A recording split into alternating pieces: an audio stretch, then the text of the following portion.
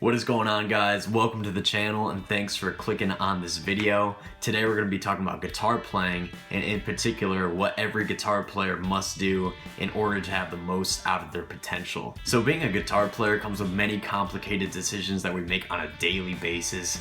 Everything between what strings should I be playing, what guitar and what pickups should I have in the guitar, what amp should I be running into, and what pedals should I have in between. But today we're just going to keep it really simple and talk about what every guitar player must have done to their guitar in order to get the most out of their potential. If you guys like music and especially guitar playing, I'm going to be posting content on a weekly basis about everything I learned from being a Nashville guitar player.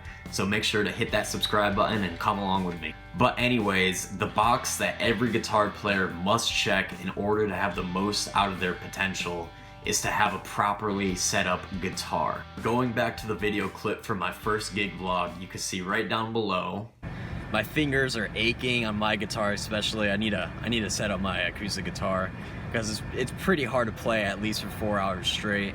But it was a good day and I'm ready to go back to it tomorrow. You could see the struggle that I had from playing a 4-hour set with a guitar that desperately needed to be set up. This applies especially to beginners that have not played a whole bunch of guitars before in their life, and maybe you just picked up a guitar from Guitar Center and a week ago and you realize that everything's extra hard to play. This is probably because the guitar isn't properly set up. You could tell that your guitar is not properly set up from a few obvious reasons. One being the height of the string off of the fretboard is too high, making the guitar really hard to play, especially when you're playing bar chords. This is called the action of the guitar. Another is if you're getting a buzzing noise from your fretboard when you play a certain string or holding down a certain fret and you're getting a buzzing sensation coming from the fretboard. This happens when the truss rod of the guitar is too tight, making the neck actually bowed, which is causing that buzzing sensation coming from your fretboard. And another symptom that your guitar might have that you could tell that it's not been properly set up is if you tune the guitar perfectly and then you try to play some notes way up on the fretboard and then the notes are actually out of tune, even though your guitar is perfectly in tune. This is called the intonation of the guitar, and if the intonation is not set up properly, it's gonna do that. And of course, if you're a brand new guitar player, you're gonna be really confused and have no idea why the notes are out of tune when you play up on the neck, or why there's a buzzing noise coming from the fretboard, or why the bar chords are really hard to play because the strings are actually way off the fretboard and the guitar is not set up. So today I'm actually going to pick up my acoustic guitar from the shop and talk to the repairman about the simple things that he's done to make my guitar play smooth again. And keep in mind, setting up your guitar is something that you could do on your own, but since guitar playing is the main thing that I do, I'm going to bring it to somebody that really knows what they're doing, so I don't have to worry about making any mistakes setting up my own guitar when I'm playing out live. So without further ado, let's go to the shop.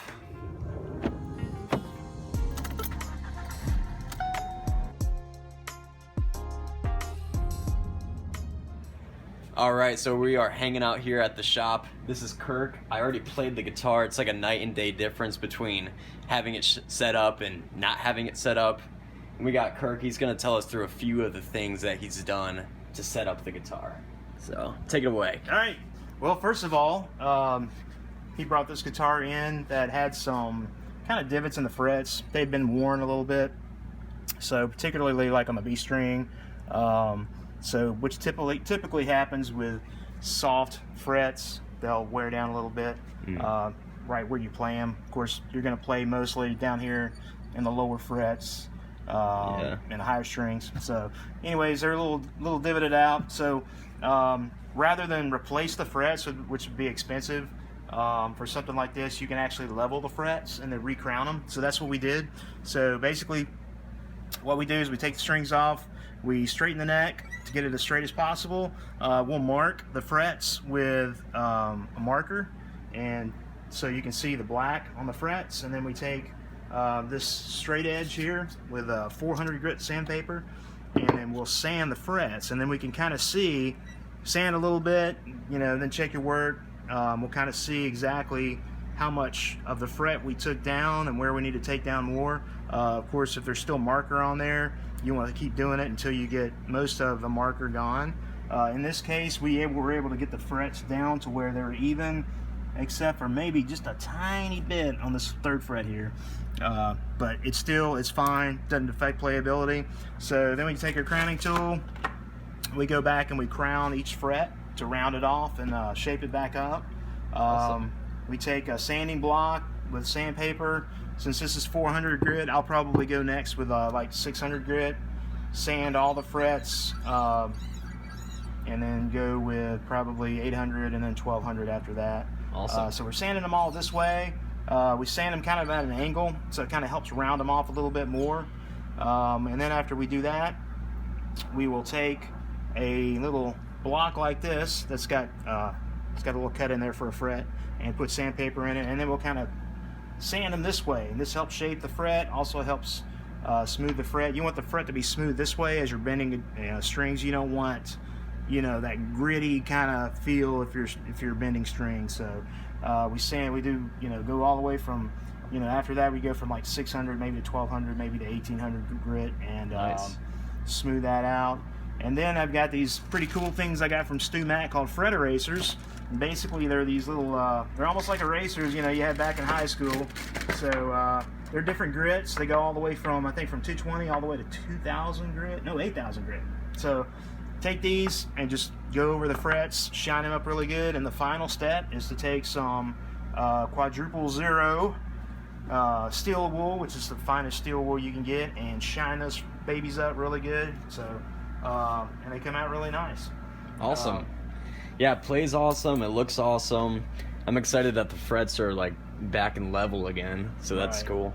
What I was talking about earlier too was, say a beginner that just bought a guitar from Guitar Center or something like that, and a lot of the times the people, they just take it out of the box and put it on the shelf at a place like Guitar Center, you know. So like some basic setup stuff that you could do if you got a guitar from a big box store like that. What are some basic things you could do to kind of level out the action instead of the intonation? Yeah. That kind of Well, stuff? the first thing you want to do is you want to change strings, because even from the factory, those strings, there's no telling how old the strings were when they were put on the guitar at the factory. Yeah. They may have been sitting around the factory forever. You know, I dealt a lot with foreign-made guitars. So Yeah. you got guitars that have come over from overseas or on a ship for 20, 30 days, you know. Yeah. And all that moisture, so strings are always bad. I always put a brand new set of strings on a guitar when I first Yeah. get it, so that's going to make a huge difference for anything. Also, as far as, you know, checking action and stuff like that, you know, you don't really have to use a gauge. I've got, you know, a ruler that I use to check action, but a lot of it's pretty much just feel. You know, if the guitar is if the action feels a little high, one of the first things you want to do is you want to sight the neck, look down the neck, and make sure you don't have too much relief in there. Yeah. So a lot of times, if you have too much relief in the neck, you're going to have high action here. You're going to have a lot of buzzing up at the top of your frets. And also, just the opposite. If you've got some buzzing and stuff and the action's too low, you could have overbow. So Yeah. a lot of people are afraid to get in that truss rod and do a little, you know, adjustment. But, you know, the factory, they give you a truss rod tool, you know, with every guitar. Yep. So get in there, sight it. It's easy to sight, kind of, you know. It might take a little bit of training, but you can use one eye and just look down that neck and that fret, ends of the frets there, Yep. and see where you're at. Basically, you want a neck that is pretty straight with just a little bit of relief in it. Is going to be the best way to Yeah. go. Sweet. So Well, thanks for working on the guitar. If there's any guitar players around the Nashville area, I'm going to leave his link to the website down in the bio if you guys need a guitar or bass to be worked on. And thanks for working on the guitar, and thanks for being in the video. yeah, no problem, man. Thank Yeah. you. Appreciate bringing the guitar by. Appreciate course. the business, and as always, good to see you again. And Yeah, good to see you too. Take care. Cool. Alrighty, just got back home. Thank you guys for watching this video. Like I said right before, if you're a guitar player or a bass player in the Nashville area, go hit up Kirk for all your guitar needs. He's an awesome guy and great tech, just great guy all around. And thank you guys for watching this video, and hit the like button and subscribe to the channel for more weekly content. Peace.